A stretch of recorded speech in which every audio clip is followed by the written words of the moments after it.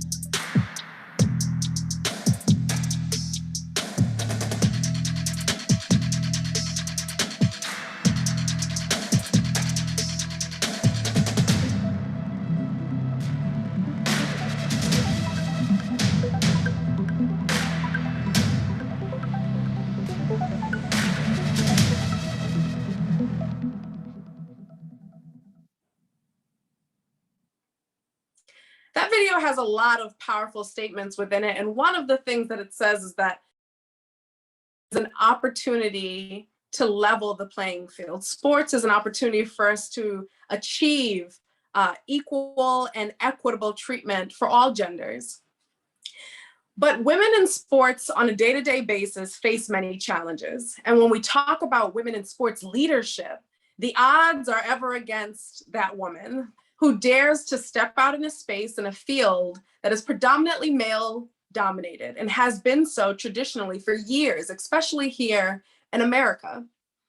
So we wanted to take the opportunity to hear from a woman who has been thriving in the sports industry for several years in women's leadership. Tina Thornton is going to join us as our guest speaker tonight. Tina Thornton, who joined ESPN directly out of college in 1993, was named Senior Vice President, Content Operations in November 2020. Thornton added to her already vast portfolio ESPN's remote operations team, responsible for more than 4,000 remote events annually. Leadership of ESPN's directing team, including all directors, set design, and lighting, and oversight of a newly formed centralized creative team. Prior to this, Thornton served with ESPN in various leadership roles, including Senior Vice President of Production, Chief of Staff to President Jimmy Pitaro, and from 2001 to 2014, Thornton led the production of ESPN's NCAA championships coverage, overseeing 24 events, including wrestling, lacrosse, and the Women's College World Series. In September 2019, Thornton was named to the class of Sports Business Journal Game Changers. And in September 2017, she was named one of the women in cable television's Women to Watch, an accolade given to 3 women in the industry each year. She also participated in the Women in Cable Telecommunications Betsy Magnus Leadership Institute from 2005 to 2006. Thornton also served as a volunteer youth lacrosse coach in her hometown for 9 years. Now, the thing about it is, with all of that said, what the bio cannot speak to is the resiliency that an individual has to develop and demonstrate in order to operate in the sports industry.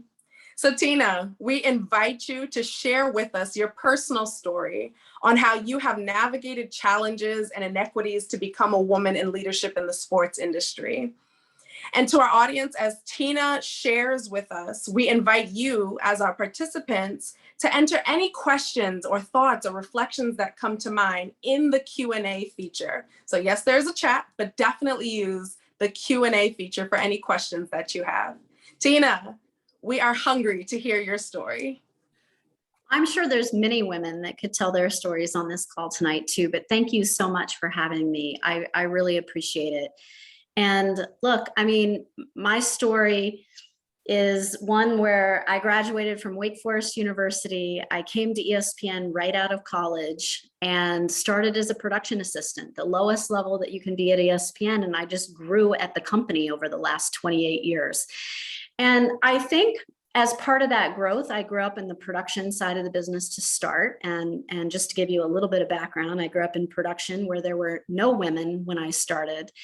And as I grew up within the group, I feel like I brought women up with me, because I have a saying that is not just my saying, but many people's saying is, as you rise, you lift, you know, and you lift others. And I lifted women up, I hope, along the way. And we have so many more women and so much more diversity in the production ranks now. But I worked on everything from college football to college basketball to the NFL, and grew up on that side of the business. And one of the stories that I remember from back when I was younger is the executive producer of the NFL, who now works for Sunday Night Football on NBC, his name was Fred Godelli, asked me to be in the NFL at one point in time. And I thought, wow, I'm doing college football and college basketball. I like college sports better. I'm not sure if I know enough about the NFL. And he said to me, well, I've got lots of people that know about the NFL. I want you on the team because you bring a different perspective. And that was just a really important thing to have for me at that point in time. He believed in me. I don't think he knew that was diversity. I think he just believed in me and he wanted somebody different on the team.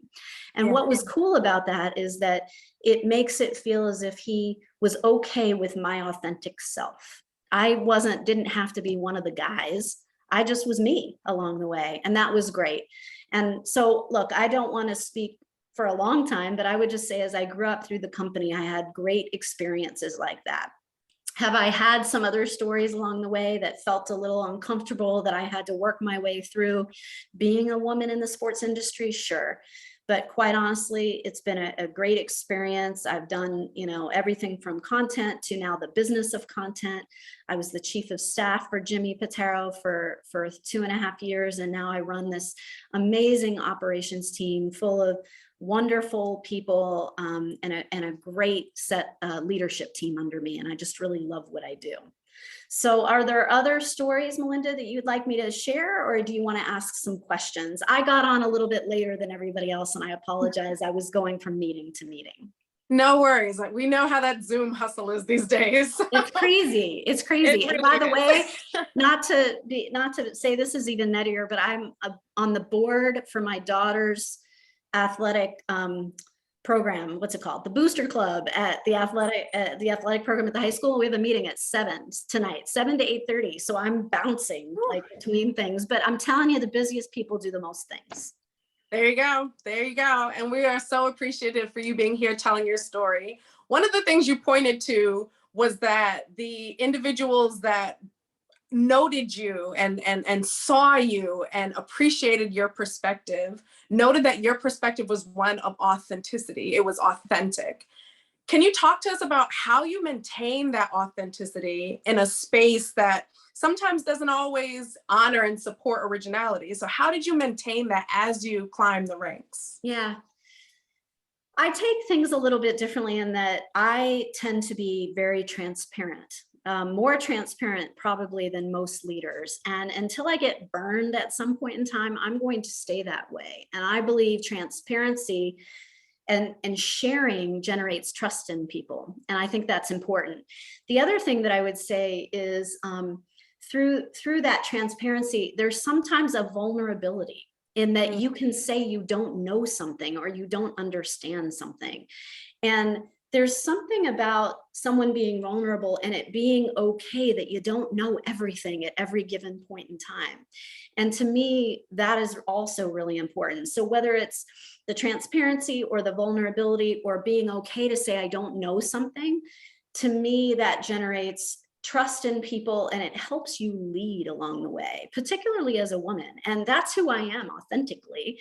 If I don't know something, I'm going to say I don't know it instead of telling people that, sure, I know this. What I do is I say, I don't know it, but I'll go find you the answer.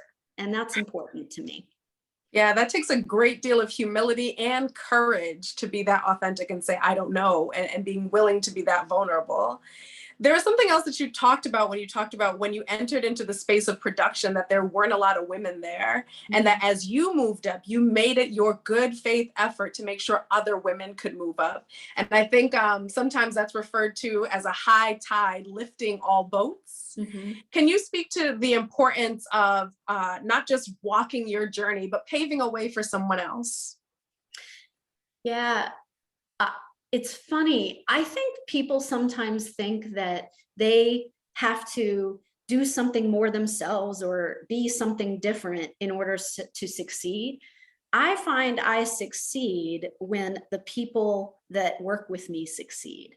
Mm-hmm. So if you are lifting people up and if you're bringing people up along the way and you're giving them the opportunity and the chance to be something different and better, and if you're empowering them along the way, they become more successful, and that just makes you more successful. So to me, it's not just about me doing things, but me helping other people and empowering people to be their best selves.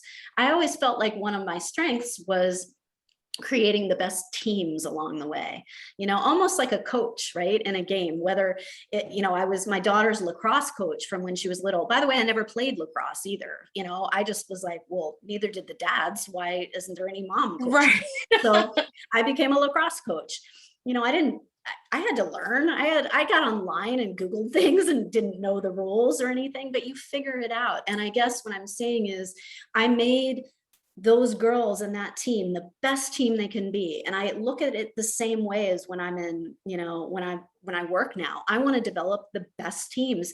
And quite honestly, the best teams also include diversity, whether that's women or professionals of color or whatever it may be.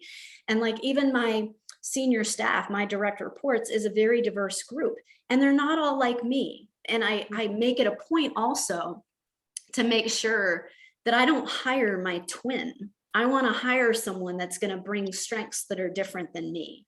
And to me, that's important as well. And if you get a variety of people that come together, boy, what a great team you can be, you know? Yeah. So. Yeah, I think that's a key element that you're sharing with us, the concept that good leadership recognizes the importance of diversity. And you pointed out in your testimony that someone recognized the importance of your diverse perspective, and that person was a male. And I think, sometimes when we talk about equity and we talk about women and occupying traditionally male-dominated spaces, there's almost this feeling of villainizing men, like, they don't want us there. And sometimes that's true, but there's also really powerful allies that can be applauded for their ability to see more than what's been traditional. Can you talk a little bit more about how allies have played a role in your growth and development? Yeah, I've had a lot of allies. I grew up mostly with men that were above me. And it was interesting. I had a young Black woman the other day say to me, I don't see anybody that looks like me above me. And I said, well, there's some on my team, come to my meeting. She wasn't on my team. She was on someone else's team, and I had her come to my meeting. But my point being is I didn't have anybody that looked like me above me either when I was growing up at the company. So the men were my allies. And I found almost what I would call a board of directors in terms of people that I could go to along the way and say, hey, give me advice on this. What do you think about that? I would do that, or I would have people that I knew would speak highly about me in the room. And I think that's important, that we have those advocates and those supporters along the way. They can be other women, they can be other men, but, even to the point, I think I shared something in the Google survey that I did before, that one of the things that has happened to me along the way, or things that I've noticed, is in rooms, and this is not this is across all industries, not just the sports industry, but men, and this is a tendency, but men tend to interrupt women a little bit more, than women tend to interrupt people.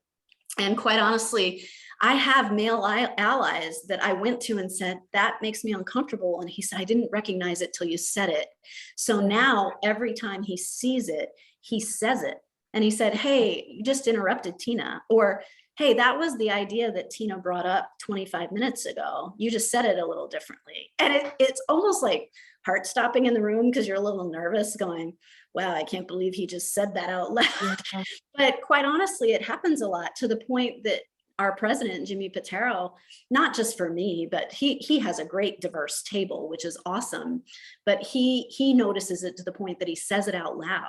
And when he sees someone that's interrupting, he's like, hey, let them finish speaking, or let Tina, or let Rosalind, or let Julie, or whomever's in the room finish speaking. And that's really important. So look, I've had plenty of mentors, I've had plenty of advocates, I've had plenty of sponsors, sort of the new word, right?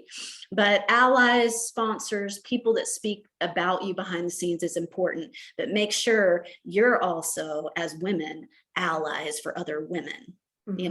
Sometimes that happens where women don't want to be allies for other women because they think there's only one spot for the woman. Not true. Make as many spots as possible for the best people. Doesn't matter who they are. Yeah, we're going to put that on the t-shirt. Make as many spots as possible. Yes. That's awesome. Yes. So thank you for all that you share. In really summing up what I heard in this experience with you, is you started out really talking about your own vulnerability and how that allowed you to stay authentic. And you landed in a space where you acknowledge the vulnerability that an ally has to have to kind of confront not being perfect, wanting to be supportive, but not being perfect in that support, and being able to acknowledge and appreciate that feedback and how essential that is. Make room, make as many spots as possible. That's right. Thank you for that. Tina, is there anything else that you would like to share with our participants tonight as they're on their journey in sports leadership? No, just be there for people, lift people up, make the spots possible. doesn't matter if somebody doesn't look like you above you, be the next person, just don't let up and be authentic to who you are. I said all those messages already, so I feel like I'm repeating myself, but I hear you. all just really important things. So thank you. Before we let you go and let you redeem your time, I want to ask Terry, our outreach and or advocacy coordinator, are there any Q&A questions out there right now, Terry? Not at this moment, no.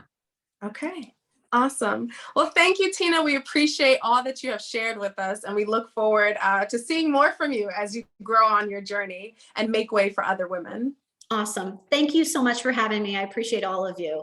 And hi to Morgan Tuck up there, little UConn graduate, Awesome. Woo! Used to cover you. Awesome. Thank you. We'll see you guys later. All right. So that was definitely an inspiring moment where we got to hear from Tina Thornton, tell us what are the details of that journey. And it's amazing how sometimes just as everyday people, when we look at people in leadership, it feels like they almost arrived there overnight. And that is not the case. Everybody is walking through their process, walking through their journey. And there are essential skills that we need to ensure that as we walk through our journey, that we lead in a path of equity for others. Tina encouraged us to be authentic in both your steps and what you're doing, and also in being allies for others. Tina encouraged us to be vulnerable. And that's a challenge sometimes because it takes a lot of humility and courage, but that vulnerability allows somebody else to step in as their authentic self. So thank you, Tina, for all that you shared. Right now, we're going to move into our panel portion where we are going to hear from some phenomenal women, other phenomenal women in sports leadership. With us tonight on our panel, we have Tiffany Young. Tiffany has been the Director of Community Partnership with the Hartford Yard Goats since its conception. In 2019, Tiffany was promoted to Executive Director of the Hartford Yard Goats Foundation, making her the first woman and person of color in senior management role of the organization. In these roles, she has worked diligently to develop strategic community partnerships and enhance the public image of the Yard Goats organization. Her efforts to advance and sustain corporate social responsibility efforts are visible through a variety of channels.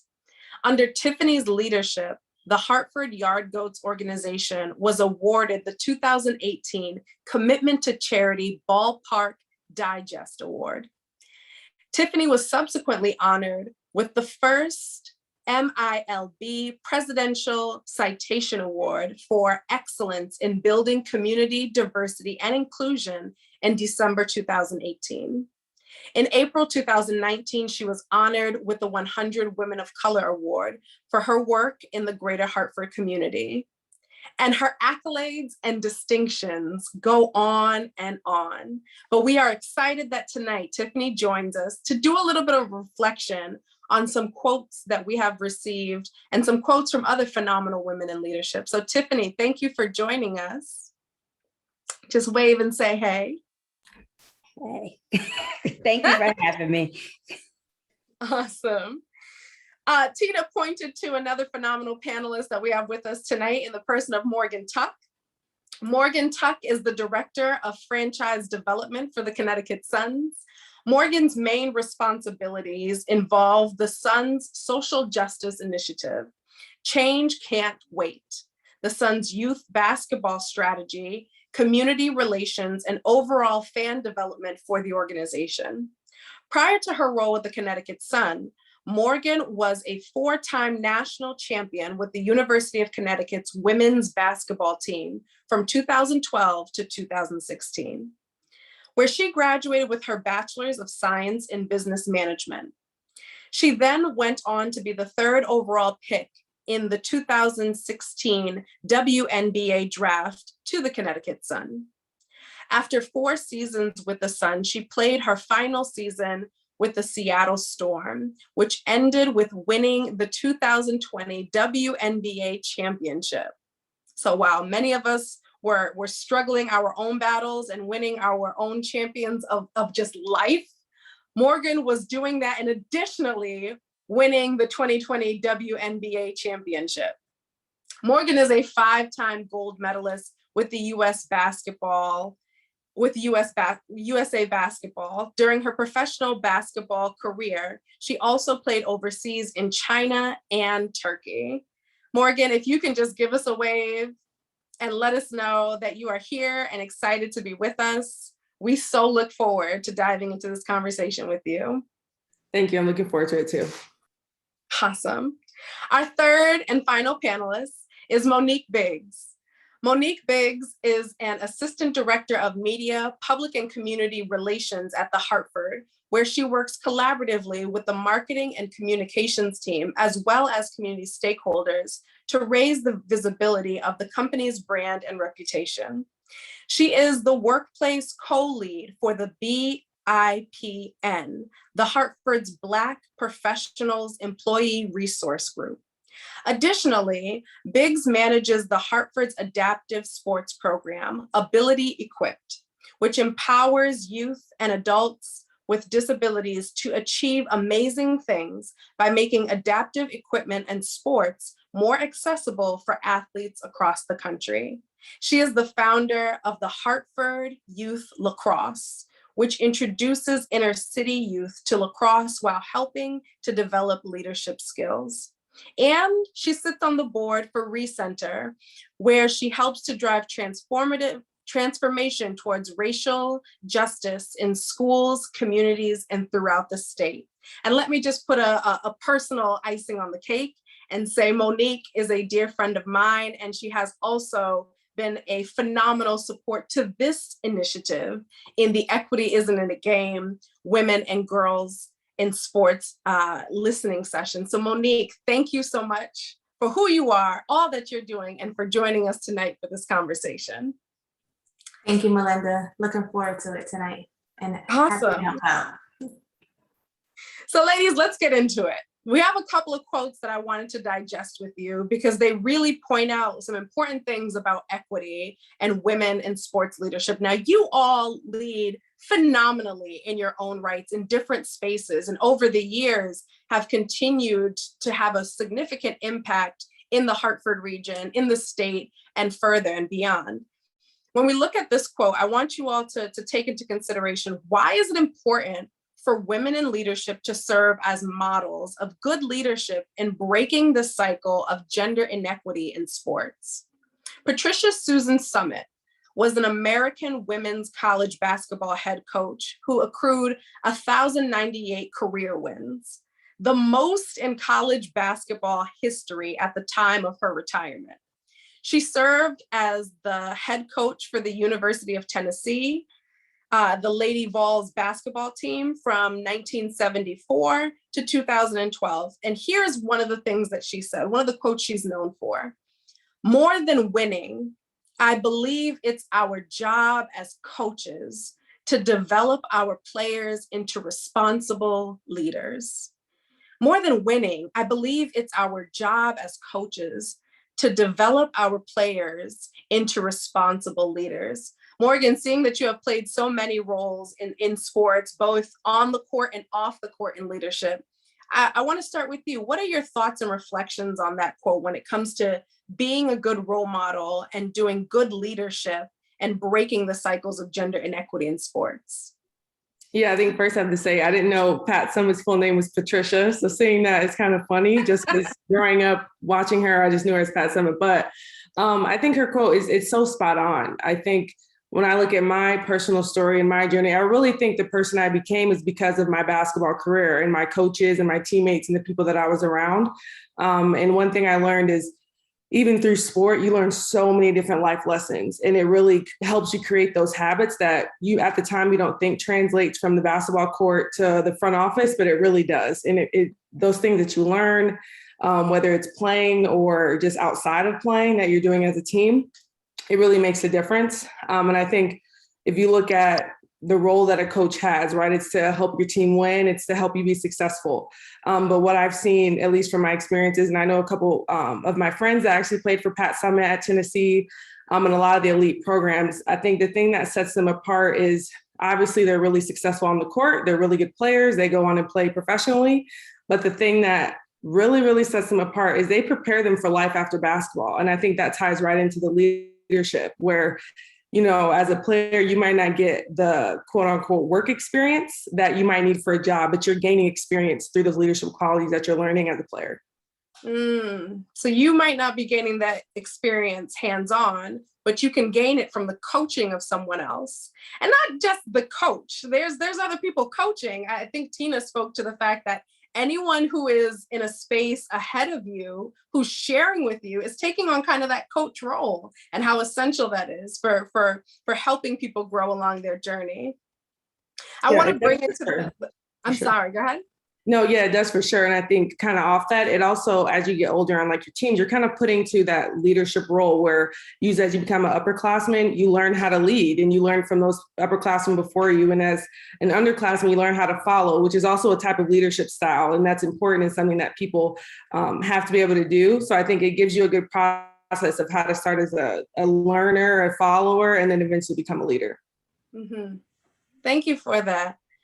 Monique, when you decided to start Legacy Lacrosse, there was obviously something that you were looking at within the Hartford region that was lacking in this space, and you decided to step up as a leader and as a role model. Can you speak to us about Legacy Lacrosse and how that is even breaking down some of these cycles of inequities? Yes, thank you, Melinda. So I'll just say that the program used to be called Hartford Youth Lacrosse, and now it's known as Legacy Lacrosse, because I know you mentioned both in the introduction. I got introduced to lacrosse in high school, and when you talk about equity in regards to the sports that were, I was exposed to being a young lady growing up in the inner city versus the sports that were played in rural towns.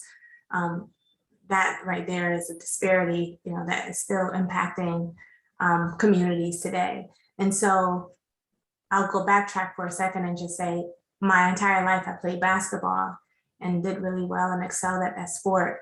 But after playing in high school and some college and playing lacrosse both in high school and in college, I felt that the need to create a program to give our kids and our communities more exposure to non-traditional sports that would then open up their educational opportunities and give them exposure to play not only lacrosse at the high school level, but at some of the most elite Ivy League institutions. And just knowing that there was no one in our community that was paying attention to or found there was a need to give that opportunity to Black individuals and people of color. And I had that experience. You know, M.K. Asante says, once you make an observation, you have an obligation. So I observed that through my experiences, I had college tuition paid for. I had a network of resources, whether it was friends, mentors, coaches, that was outside of me playing basketball. And then my obligation was to then come back to my community and create a program that would then translate into giving those same opportunities for girls in the greater Hartford area. Mm-hmm. That's powerful, because I think oftentimes when people think of sports, they think of the disciplines that go into being a good athlete. But beyond that, you lifted up a whole spectrum of opportunities that it gives people. And thank you for also centering that intersection, that when we talk about inequities, there's the level that women face, and then there's the level that women of color face. And then there's a whole nother level for individuals that identify as women who are also in urban settings, and that sports is an opportunity to experience what traditionally children in urban settings don't experience. Tiffany, you lead in Hartford proper with the Yard Goods Stadium. It is dead smack in the middle of Hartford. You're between downtown Hartford and the north end of Hartford. And when you look at your leadership role and how it has evolved over the years, from the time the building was built to now, what windows of opportunity has your leadership allowed to take place within the Yard Goats? Wow. So first, let me say that when you talk about windows of opportunity, I feel like most of what is accomplished, and I say this all the time, has little to do with the individual, me, or even the organization, and so much to do with the community. Nothing I can do in my space can happen without the community. And that is my truth. And I state that all the time. So when you talk about windows of opportunity, really it's about open communication and understanding and creating that dialogue and understanding the dynamics, understanding what is needed in the community, what is wanted, and more so how the community is feeling. What is the temperature? You know, being from the greater Hartford area, we all know that the ballpark was met with great resistance when it first came. And so one of my first tasks was to understand what it was that the community wanted. What was the community feeling? And what did they want to see? And what did access look like for them? Thank you for that. And you bring up an excellent point when you talk about the supportive community, because yes, you know, being in leadership requires the support of those that are ahead of you.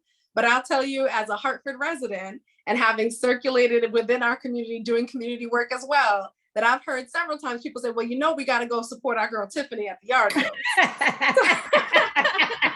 I don't know if you are of relation to these people, but you suddenly become our girl Tiffany. And that's real, that when we talk about women in leadership, women lead from their community. There's the backbone of our community is women-led, truth be told. And so while there are these spaces of leadership that traditionally we haven't been welcome into, women have been the backbone of our society for a long time. So thank you for pointing that out.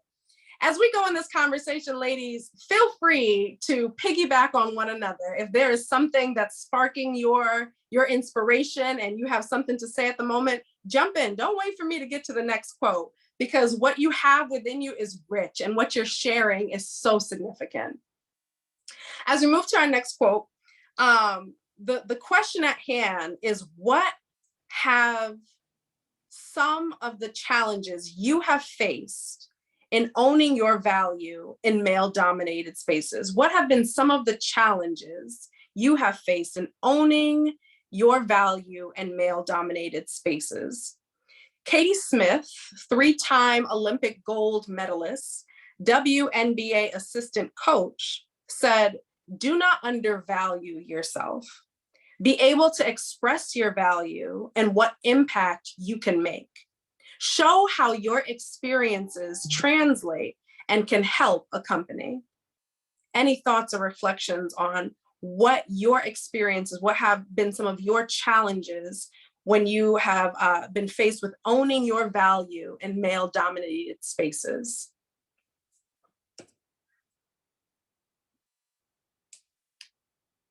Monique, go ahead and lead us off. So I could speak about that from many perspectives. In the sports space, I've worn many hats, not just in founding a lacrosse program, but coaching youth girls basketball, and also coaching girls high school basketball and winning 4 state championships at that level. I think some of the challenges in those spaces have been in regards to advocacy and respect, you know, having to advocate for the young women that I'm coaching or mentoring, as far as getting access to the same resources, something as little as gym time, right? And your gym time being only an hour versus the gym time for the boys being 2 hours or an hour and a half, or your gym time being cut because of the fact that, you know, something else trumps that, and having to, you know, advocate and speak up for what it was that, you know, I felt was important for the young ladies I was coaching and mentoring at that time. Are some of those, you know, challenges that I face, and really then having the support of not only, you know, some of the administrators, but the parents, right? And making sure that those things happen. And even at the highest level, when I coached and ran programs in nonprofit spaces, that of the president and some of the donors to help advocate for access and equity in that space. That's an important skill set.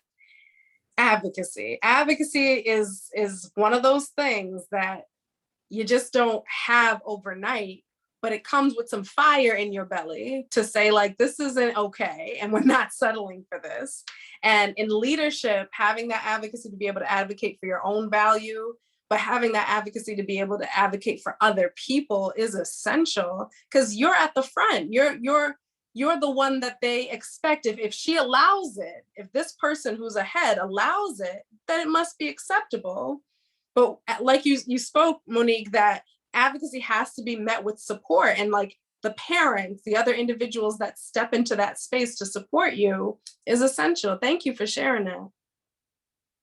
Anyone else want to speak to your personal value and how you've had to own that value despite challenges? Yeah, I'd like to speak to that, Lamont, just to kind of piggyback on what Monique said about advocacy and earlier the talk about allies.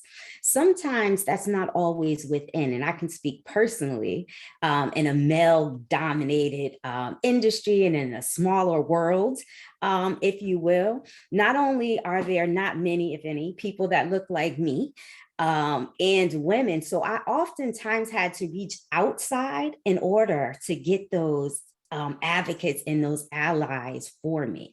I think in bigger organizations, perhaps I mean, I'm not reducing this by any means, but maybe it's easier, I don't know, to get those allies.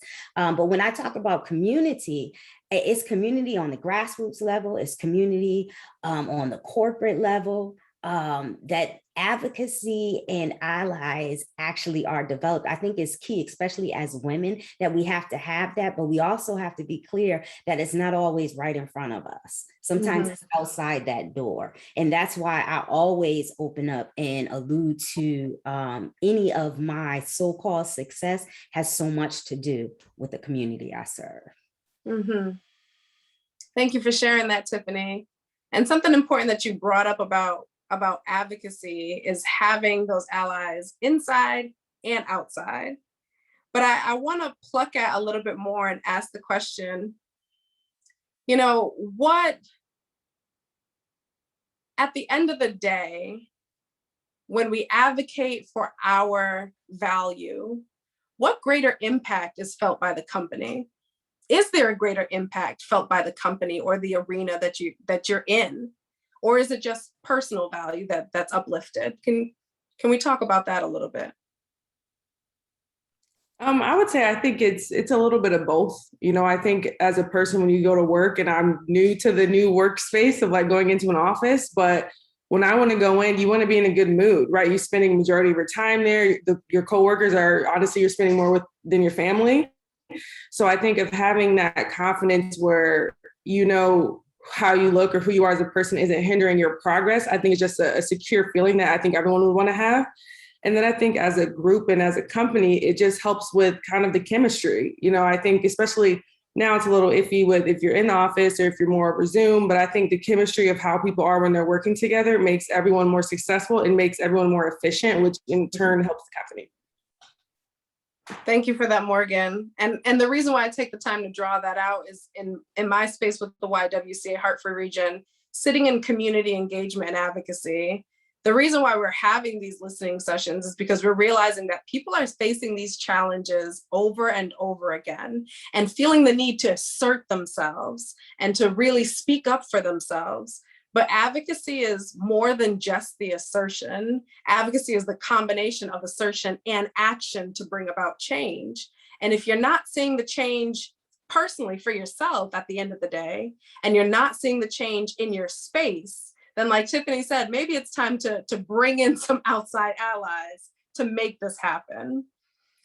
So that's what we are hoping to be able to do from here, to be able to hear from our community, to be able to hear from those that are invested, women that are invested in the sports industry, to see if there's appetite for action and change.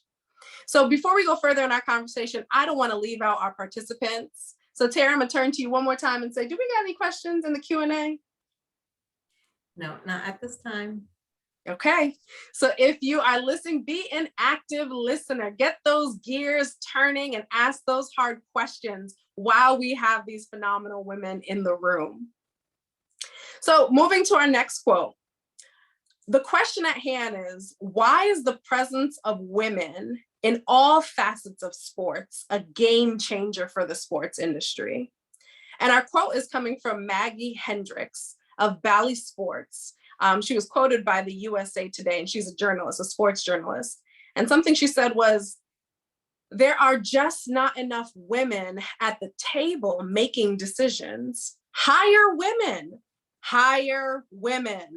pay them well, and then hire more women is the best insight I can give. She said, hire women, pay them well, and then hire more women. And so when we think about women in sports, oftentimes people first think about just someone playing on the field, being allowed on the court, but you all step into other arenas and sit at other tables. So why is the presence of women in all facets of sports a game changer in the sports industry? And Morgan, let's start with you. I think it's a game changer just because you get a different perspective. I mean, I always think back to like directly from basketball because that's what I've seen. And for the most part, I can say I've had pretty much all male head coaches, except for when I played for USA Basketball, I had all female head coaches every time I played. And to me, I can't say there's one better than the other in a sense, but you just get a different perspective. And sometimes when you're dealing with, if you're managing people in a leadership position, I think you have to be really well versed and be able to have a different perspective than the typical maybe male dominated perspective that's kind of been there. So I think it's just increasing. It's kind of like what Tina talked about earlier, you know, the more diversity, the better. And you just kind of get a more well-rounded group and you do have that diversity. Mm-hmm. Thank you. Other thoughts? I think it's important because Tina spoke about it earlier, but when you're mentoring or coaching, right, those young ladies need to see women in those roles so that they then too can see themselves in their roles. So Morgan talked about life after basketball. If in the sports administration and leadership arenas and the athletic offices, those are dominated positions only by men, then where can women like Morgan or young girls see themselves after the sport that they're competing in? So if they then too have role models or more women are hired, then they see, well, that after my sports career, I have, something still to offer to the game or the sport outside of just the competition. And I've been disciplined, as Morgan said, and trained to be able to translate those skills I've learned on the court or on the field into the corporate office and spaces. But if we do not have women in those roles, then the opportunities appear to be limited for the young girls or the young adults after the sports days are over. Sports competing days are over. Right. That's an excellent point. It gives people the opportunity to see beyond just the physical game. Because the other thing is that we're noticing in the sports industry is that your playing time is really biologically on a clock. So the time to actually be on the field, making it happen, is biologically timed. And after that, how do you continue in a career in sports? There has to be another level, not just for men, but for women. So thank you for pointing that out, Monique. And if I could just add, I just wanted to just add one thing that I think should be noted on this panel tonight. Dawn Staley, many of us know her. I've played for her. Morgan, I think you've had some interactions with her at USA Basketball. She was just recently, signed a contract as the highest paid Black woman head coach in women's basketball. Probably something for sure one could argue that she should have received quite some time ago.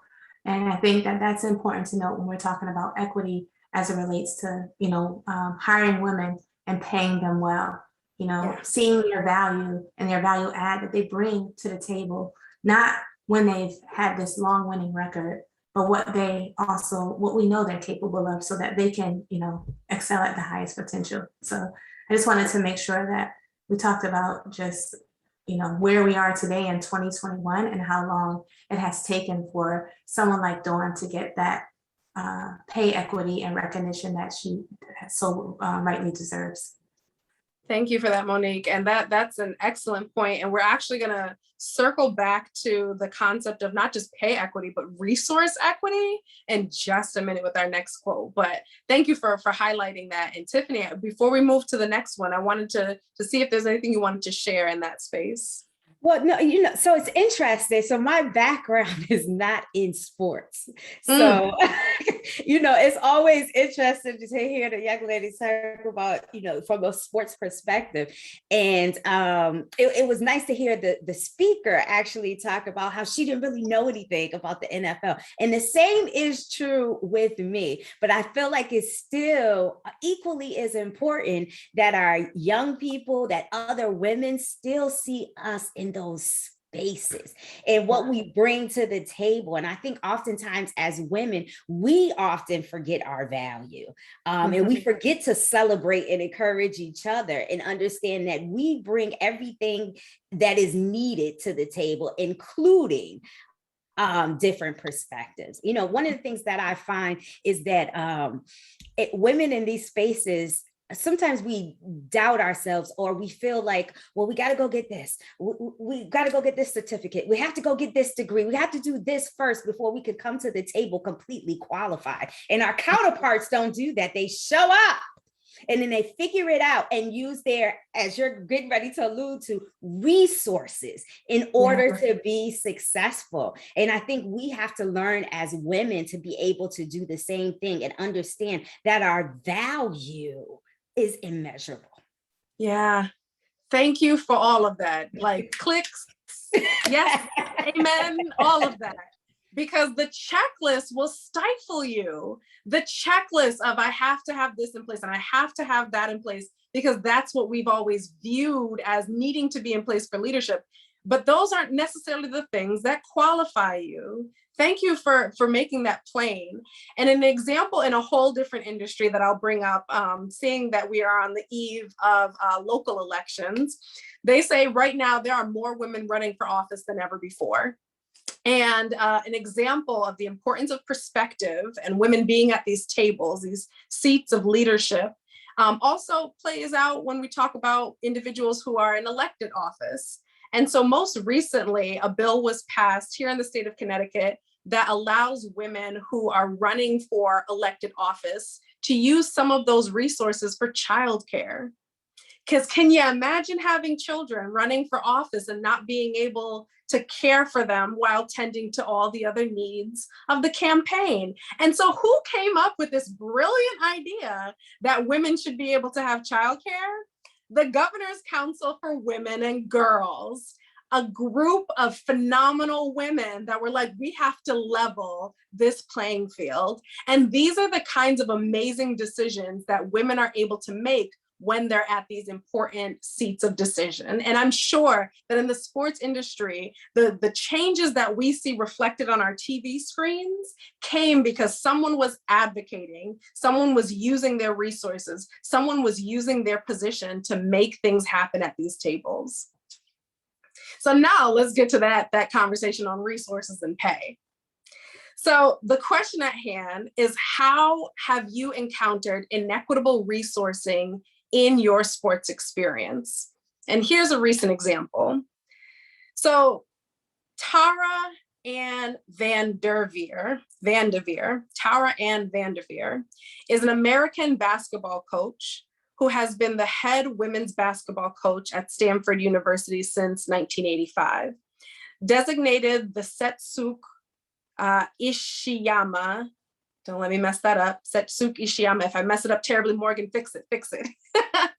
Director of women's basketball, Van Der Veer led the Stanford Cardinal to 3 NCAA Women's Division I basketball championships in 1990, 1992, and 2021. And here's what she had to say in reaction to the 2021 NCAA tournament and the lack of equity between the men's and women's training facilities. Van Devere said, women athletes and coaches are done waiting, not just for upgrades of a weight room, but for equity in every facet of life. With the obvious disparity between the women's and men's tournaments, the message that is being sent to our female athletes and women across the world is that you are not valued at the same level as your male counterparts. So this was a moment, a real moment of reflection during the NCAA tournaments this year. So when you look at your own careers, ladies, have you encountered inequitable resourcing in the sports experience, not just on the facilities, but in pay and in other spaces? And how have you dealt with that? Yeah, I'll share mine first, just because I know mine is going to be very similar to the quote that you read. I know for that situation, I wasn't in college, but I think being in the bubble Final Four kind of exposed that a little bit, because there was a direct comparison that I don't think that we've had in the past. But I'd say most of my experiences are very similar to that. As being a women's basketball player, you're kind of always compare yourself to like the men's team. So at UConn, honestly, I think we were a little spoiled, and our experience and our resources were very similar. There were like slight differences, but nothing I think that we thought was so unfair. But I think as I became a professional, those disparities were blown out of the water. I don't think I expected it to be that way. And now it's not tied as closely as, the same school having men's and women's teams. But even if you look at, the WNBA and the NBA and compare, it's no comparison to the resources and the amount of things that are available. And honestly, I think obviously we have the pay disparity, but I think one of the biggest disparities we have because of that is the WNBA season is during the summertime, kind of May through October. And then the NBA season is during the traditional basketball season, which is the winter sport. But in our winter sport, we would all go overseas. I know in my bio, you mentioned I played in China and Turkey. But that's because a lot of times as WNBA players and women's basketball players, you can make way more money overseas. That disparity is a little bit smaller. So I think, as a player, you're always questioning. It's like, okay, I know obviously men's basketball, women's basketball, we're different, right? Men and women, but we're valued so different in the sense of a lot of times we would get discredited just because we're a women's basketball player, or we'd have people tweeting that we should be in the kitchen and no one cares about our games on TV. And, we're literally living our dream. We worked our lives for this moment. And then it's like, okay, but you're women, so it doesn't matter. So I think as a female athlete, and I'd say that's maybe not just basketball, but kind of a lot of sports across the board. But I think as a former athlete and as a female athlete, you always had that in the back of your mind if people are literally discrediting what we worked for just because we're not a man. And it's hard to deal with in the sense. And sometimes you feel like you might, like, what's the answer? How do you change that? But I think it's slowly starting to make the tide turn. Right. Morgan, thank you for sharing that. And sometimes it's hard to really talk about those challenges that we've had to experience, because it doesn't mean those challenges are over. Daily, you still wake up and serve your community and fulfill your dreams in sports. And so those challenges are still there, but thank you for sharing that. Tiffany, Monique, any thoughts on inequitable resourcing, things you've experienced, things you've seen, and how do we shift this?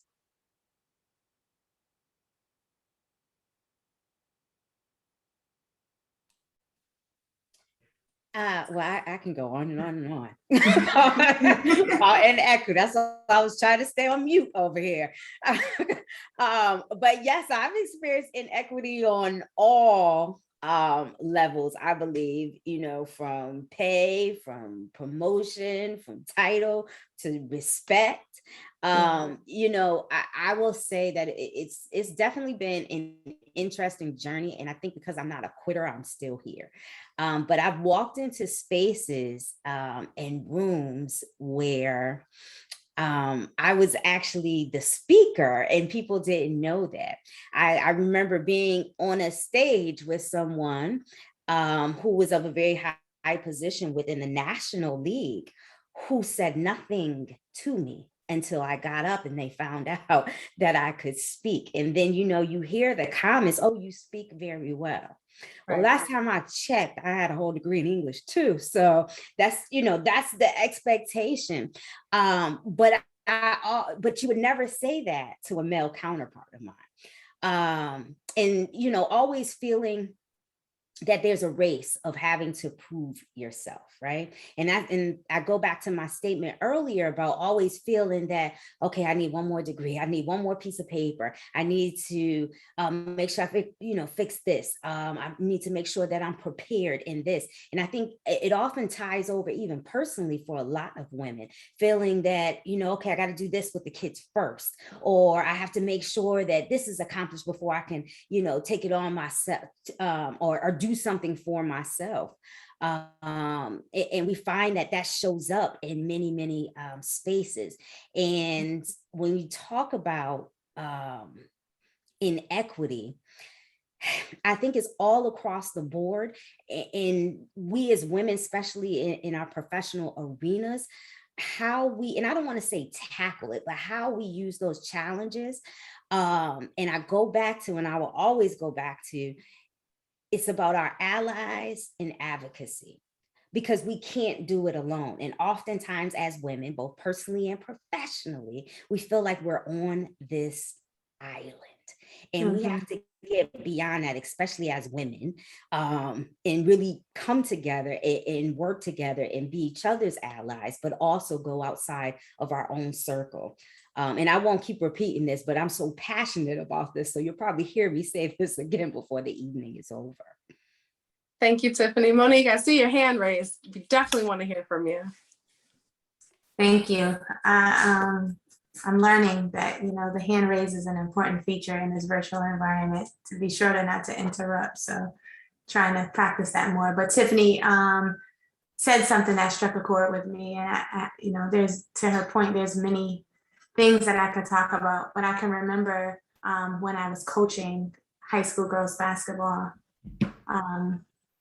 and the male sports at the organization in school that I was coaching for, football in particular, coaches got paid more than the girls high school basketball coaches. And I mentioned earlier that we had won, in my tenure there, 4 state championships. I then get to talk about how we finished number 16 in the nation and produced several Division I athletes who now some of them play semi-pro and also have been drafted into the WNBA. But yet the time, coaching, mentoring, and endless hours that went into that.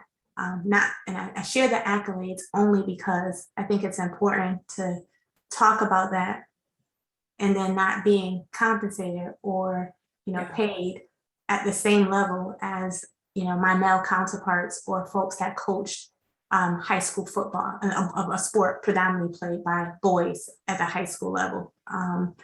And while the school didn't necessarily set the pay, the district did. And so when you talk about what Tiffany talked about with advocacy and what we're talking about tonight, and how the YWCA can be, more of an ally and an advocate in that space, I think it's around, raising the awareness when it comes to coaching high school sports and what the pay, ranges are and salaries are for both girls and boys sports at even those levels. So you've experienced it even at the high school level, no matter your resume, no matter the accomplishments and what all the time and countless hours that you're putting in and pouring into being able to be so successful. But yet, the company or the organization gets to reap the benefits and brag on that.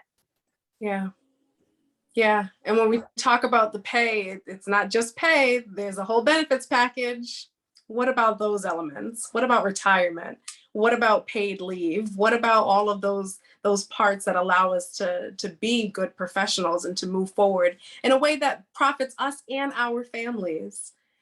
Ladies, you have shared so much in this space. And I know, like Tiffany and Monique has said, you could go on and on and on.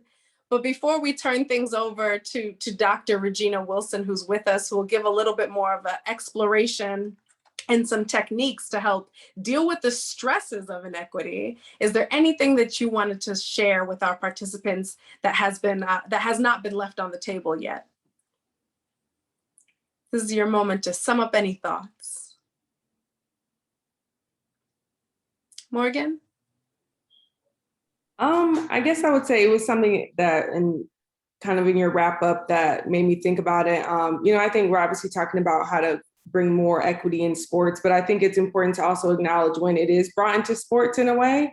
And so I have to give kind of a shout out to the WNBA Players Association, the union, because last year we negotiated a new collective bargaining agreement between the players and the league.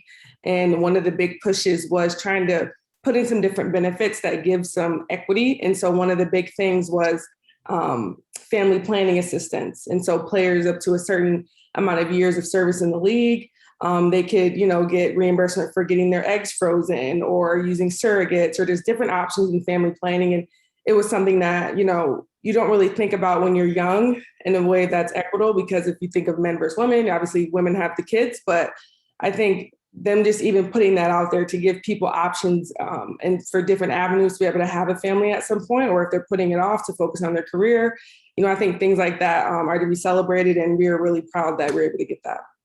That's an excellent stride. Thank you for sharing that. Any other final thoughts? Monique? No, I think that was a good way to close it out. That's a tough one to follow, Morgan. That was a good way to close it out. All right, Tiffany, you good? Yes, I'm good. Morgan took it. I think we need to close out on a positive and understand that we have come a long way. Still more work to do, but let's celebrate where we have come. Thank you, Morgan. Thank you. Certainly. And thank all of you for coming on and for sharing. Thank you for being honest and open and vulnerable, and all the things that entails, because that's an emotional journey for you as well to reflect on those things. And with that said, we want to turn over the next part of our program to Dr. Regina Wilson of Wilson Mental Health Services, because we realize, Dr. Wilson, that inequity in any space is not an easy thing to deal with, and it has emotional and mental and physical ramifications on us. So share with us how women in sports leadership, how women of color, women just working through their everyday lives can use some skills and techniques to help deal with these stressors. Hi, so first of all, I just want to say thank you for having me here. And I really have been enjoying this discussion, this honest discussion about the challenges of being a woman and a female in the sports industry. So each time people were talking, I kept wanting to just chime in and say, well, but how do you think your mental health is affected? Because we're talking about all this stuff, but at no point are we talking about, well, how are we affected? How does this make us feel? A lot of things were said indirectly to kind of help us, like when Ms. Thornton was talking about authenticity. I have a list, y'all, I apologize. But being authentic for her was important.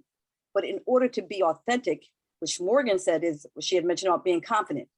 You have to feel confident in yourself, right? And if you don't feel that way, it's really hard to be successful. And then there were some things that we talked about, both Tiffany and Monique indirectly were speaking about what we would call like the imposter syndrome, or perceived fraudulent, right? Fraudulence, where we feel like, okay, I'm here, but do I really belong here? Because we're constantly feeling like we got to prove ourselves again and again and again, when we really are there because we deserve to be there, right? Mm-hmm. We did all the hard work. We earned this position. So yes, I heard a lot of great things today, and I was very happy. I was kind of like, well, this is really a positive experience for everyone. I'm not sure what exactly I'm going to focus on, but then I thought, okay, my job is to address the mental health side of it. So one of the first things I want to talk about though is mental health. What do we mean by that, right? Because a lot of times, especially in our communities, we're less apt to seek services because we tend to view it as something negative. you know, we talk about the stigma associated with, well, or I'm crazy. And mental health just has to do that with your emotional, your psychological, and your social well-being, right? And if your mental health isn't good, which only refers to the mind, that's why it's called mental. If your mental health isn't good, it impacts the way you think about things. It impacts your behavior. It impacts your ability to perform well at work, ability to perform well in your sport. So we want to make sure that is in check, and everything is connected. Your mental health is connected to your physical body, because if your mental health isn't good, then you're maybe not eating as well. Maybe you're not doing good self-care. So then now you can't perform as well at work. And so your body starts feeling sluggish. Your body starts feeling run down. Your body also, if you aren't addressing your mental health, your body will take it on in a physical form, right? Mm-hmm. So either I tell people either address it this way or you're going to address it this way. Wow. Right? If you start feeling stressed, you continue to be on a daily basis of stress, eventually it's going to be taxing on your heart. Now you're going to the doctor for blood pressure medicine. Now you're going in to have surgery because you need to have a bypass. Or you're depressed and you start eating really, really bad. So now you're gonna eating so bad, maybe you got diabetes. Address the stress. Maybe your nutrition was better, you wouldn't have diabetes. Or you know, you're eating so bad and you got something like arteriosclerosis, which is hardening the arteries, and they got to put a stent in you to open it up so that oxygen in your blood can flow. You didn't address the mental health, now it becomes a physical problem. And so it's getting addressed either way. I mean, I literally will have days where my body will tell me, if you don't take a mental health day, I will take it for you. And so I will schedule days in there where like, I recognize, I'm like, okay, I get stressed too, even though I'm the professional. We do too. You know, so I literally get, you know, I'll be like, okay, too much. I have to take a day off. And I will take a day off because it's important to me, because I figure if I'm not doing well mentally, I'm going to be of no service to anyone else. Like how I'm going to sit here and counsel someone when I'm not in a good place to do that. So I think what's important is really to have a self-care plan. Okay. So I talked a little bit about the stigma. So I think in your arena, the stigma with mental health is huge, right? You don't want to acknowledge, because Ms. Thornton earlier was saying about being vulnerable. It has to have a balance, right? Because sometimes if you're too vulnerable, people will see you as what? Unstable, weak, right? And so you have to have that balance, but you also have to be able to reach out for help. And that's part of, okay, I'm vulnerable enough to acknowledge I'm not in a good place. I'm not doing so well. The stress of having to deal in this male-dominated environment is too much for me. I need to reach out for help. A lot of great things were said that, you know, we're talking about is building connections. And I think Ms. Young said it the best is the connections can be built outside, right? You want to build connections. You want to get support. That's the key thing, is getting the support, because sometimes you can get it in the environment you're in, but sometimes you have to connect with other people outside. You connect with like-minded people who are going to validate you, people who are going to affirm you, right? That's what we have to do in terms of trying to deal. One of the ways we can deal with managing our stress. Another thing that was mentioned was, and I wanted to talk a little about the microaggression, and Monique said it so well. I was like, oh, I don't have to come up with an example when she said, oh, you talk, no, wait a minute, Tiffany, I'm sorry, I apologize. Tiffany had said she was going to do a talk and they were surprised and said, oh, you talk so well. This is something that, you know, women and women of color deal with on a daily basis. That's additional added stress, right? People telling you these little microaggressions like, oh, I didn't know you could do that so well, or you're so pretty for a Black girl or a Black woman. You know, these things that we have to deal with on a daily basis. So again, there's an exorbitant amount of stress, but what are you doing to manage it? How are you doing to deal with it? So one of the things I want to talk about today as a skill is affirmations.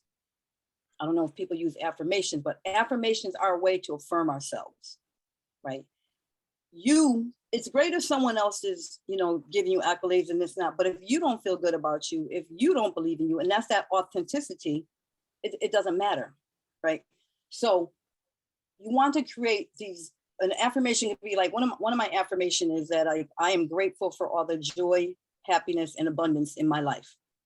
I say this every day. You can create, I gave some other examples. There can be an I believe in, I trust, and have confidence in myself. And these are things that sometimes you can put on Post-its, put them around in a mirror, or you can just pick 3 or 4 of them and you say them to yourselves every day. You're having a difficult situation where someone is making you feel a certain kind of way. You're doubting yourself. Grab your affirmation. You don't have to say it out loud. You just say it to yourself. I am unique and worthy person. I'm sorry, I was reading the thing. I am a unique and worthy person. Tiffany says, she talked about being resilient. And she said, I'm not a quitter, I never give up. That could be something simply say to yourself, I never give up. I have a lot to offer people. But what you have to do is you affirm yourself. This is going to increase your confidence. This is going to allow you to stay true to your authentic self. That's one thing. Another thing that's helpful is because in this area, you know, what you're likely to be dealing with sometimes is anxiety and depression. Now, on the extreme end of anxiety and depression, you know, it would be disabling where, you know, you may not want to leave, or you get social anxiety and you don't want to be around people, or the depression is so incapacitating that you can't get out of bed. We're not talking there. And usually when it hits that level, you probably want to either seek medicinal treatment to see if medication would be helpful.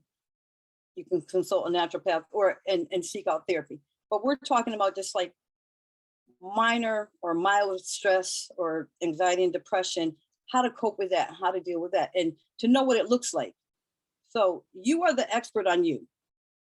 No one knows you like you. If you have the self-awareness, you know you, so you can tell maybe you're like, you're not eating as well, or your sleeping is off, or you can't concentrate, or your energy level, or things you used to do before just aren't interesting.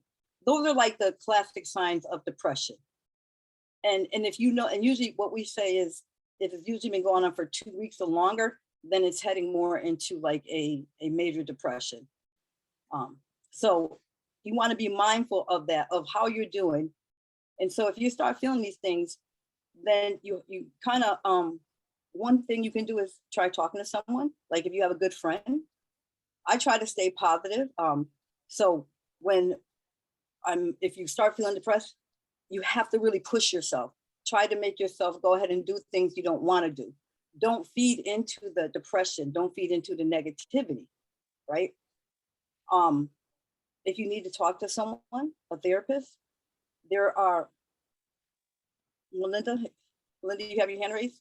Yeah, I was gonna wait till you were done with that flow because you were in there. But I just had a question that came to mind is how do you decide on that distinction that that this is not a one-day spell, that I'm really in a place where I need further support? How do you evaluate that? Well, so as I was explaining about the different classic symptoms of depression. So if you're used to like, if your routine changes, right? So if you're used to like having a routine where you do everything the same all the time, and all of a sudden you notice there's something different. Like, okay, so you're used to getting up in the morning at 8 and maybe you're working out, get your breakfast, you go to work, you do whatever you have to do. Now you suddenly like, I don't really feel like exercising anymore. And you know, you're not eating as well as you used to. You're really not engaged with socially with people like you used to. That's time to maybe kind of either go talk to someone, or if you have a good friend, you know, a friend might let you know like, hey, what's up, Tiffany? You just aren't seeming like yourself. That's when you have to pay attention. And then at that point, like if you can't like shake yourself out of it with like trying to get back on track, you know, doing things maybe you don't want to do, that's when it's time to go seek out maybe professional help. And professional help can range from, again, seeing a therapist, going to some type of support group, talking to your doctor about, well, do I need some medication? And there's different types of depression. You know, there's situational depression. Like, I think a lot of us, because of this pandemic, they've said the depression rates have gone up from like 36 to 40%. You know, maybe a situation of depression because of the pandemic, because this has been a very stressful, I don't know about you guys, but depressing time. But I also know once we get back to normal, that won't still be there. Then you have a dysthymia type of depression, which is one that's been there for a long period of time. It's like, would you say like would be like a low grade fever? So it's there, but it's not enough to make you have to go to the hospital or that you maybe need to take any medicine to bring the fever down. Then you have depression, and depression can be, major depression you got major depression, and it has to be for at least a 2-week period that you have been feeling these way. And we have these whole criteria and stuff you got to pick up. But again, the big thing is a period of hopelessness, perhaps suicidal ideation, and really a change in like those vegetative symptoms of depression. I said that there's been a change in a number of them, and then it becomes like a major depression. And the reason why I asked you to draw that out is because for women who balance the world, right? We balance the world on our shoulders. Oftentimes it can be felt that, or it can be perceived that even in facing inequity, that depression isn't there because we're still functioning. But it sounds like what you're describing is the fact that functionality or being able to function is not the indicator of depression. It's some of these other internal things that are going on that should be the signs and signals for us. Absolutely. People are able, there's such thing as like, it's not a diagnosis, but a function. It's like a functional alcoholic. He's an alcoholic. He drinks all the time. As soon as he leaves work, he drinks. But during the day, he does what he needs to do. I have to work in order to take care of my needs, right? So you do what you have to do, but that doesn't mean that you're not depressed. So, and then like for anxiety, I just want to talk a little bit the symptoms of anxiety. Because that's the other side of the coin, right? It can, yeah. So anxiety, again, can show as tightness in the chest, feel like you're having difficulty breathing, shaking. You can feel, some people actually, when it's like a panic attack, feel like they're having a heart attack. In the extreme case, it gets like you're having a heart attack. It could be you start avoiding things because you're anxious about it. You can't, with both of them, your sleep can get affected where, either you got hypersomnia, which is sleeping too much, or insomnia, where you're not sleeping enough, which I think would tend to be on the anxiety side because your thoughts may be going and they won't slow down and you can't stop thinking because you're feeling anxious. Again, there could be anxiety same thing can cause you to overeat or undereat. You also will see, nervousness, which I said the shakiness and stuff. Again, with anxiety, not what I like about anxiety, but the thing with anxiety is the opposite anxiety is relaxing, right? So if you ever start feeling anxious, this one thing you can do is just take a deep breath, and it's the belly breath, not the breathing through the chest, it's the diaphragm breath. If you put your hand like right at your, just below your navel and you push out like a balloon, that's the diaphragm. And that's how and if you take a deep breath, if I do this, maybe ready? We're gonna take a deep breath in through the nose. And I want you to hold it for like 5 seconds and then slowly let out, like you're releasing, like you're pushing. When you're inhaling, you're gonna, like you're blowing up a balloon. And when you're exhaling, it's like you're letting it out and you're kind of pushing your stomach back to your back. Okay, ready? Let's do this, ready?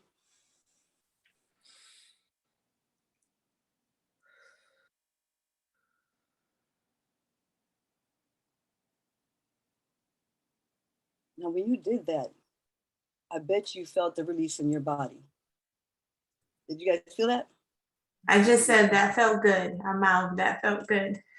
It is. And when you're anxious, because it's the opposite emotion of breathing, you will automatically calm down. And the diaphragm breathing, what is nice about that though, it sends a calmness over your whole body. And so sometimes, like when I know, even right before this, because I suffer from anxiety, I literally would just like, and when you do that also, it's like, it allows your mind to kind of clear out. And you also, then it just sends a calm throughout the body because you can't be like, I can't do this right now. I can't.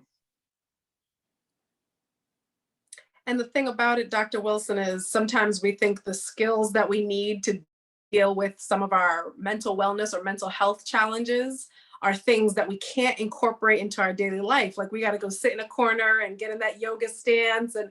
but that's something you can do anywhere. You can pause and breathe.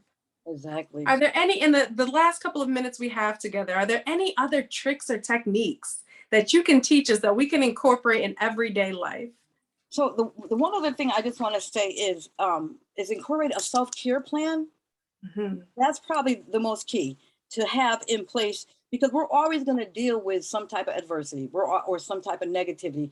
You know, the whole pay equity thing. Yes, I was so happy to hear that about Dawn Staley, and that's a great thing that the WNBA is doing. But look how long it's taking, right? Yeah. So this is something that you guys will have to continue to deal with on a daily basis. And we as women, it's going to be our life's journey until we have a president, hopefully a female president, you know, and more congressional people. But nevertheless, we're going to have to deal with. So you want a self-care plan, a self-care ritual of what you will do. Like for instance, like I told you, I shared my example, like I was feeling, you know, a lot was going on, and I knew I needed to take a mental health day.